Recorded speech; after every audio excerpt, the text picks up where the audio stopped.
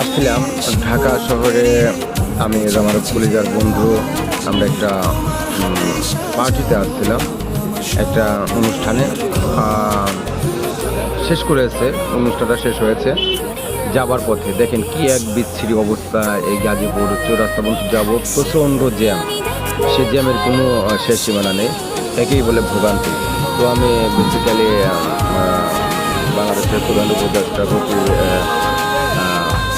আগ্রহ করে আবেদন করছি, প্লিজ এই জ্যাম দরটা একটু পার্সোনালি দেখবেন, কারণ জ্যামটা হচ্ছে বাংলাদেশের সবচেয়ে প্রতিনিয়ত একটা সঙ্গী। দূর করার জন্য আকুল আহ্বান জানাচ্ছি। আর বেসিক্যালি আমরা সাধারণ জনগণ, আমাদের একটু কষ্ট অত্যন্ত মর্মান্তিক। দেখেন পরিস্থিতিটার অবস্থা, মানে কী বলবো।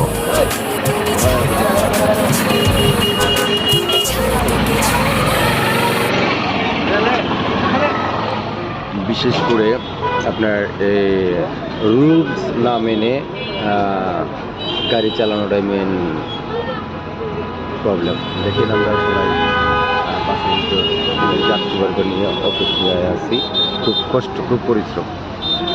তো অসংখ্য ধন্যবাদ সবাইকেই। ভিডিওটা বেশি বেশি শেয়ার করে দিবেন, যেন প্রধান উপদেষ্টা অবধি ভিডিওটা চলে যায়, প্রশাসনের অবধি চলে যায়। এটাই সাধারণ জনগণের চাওয়া।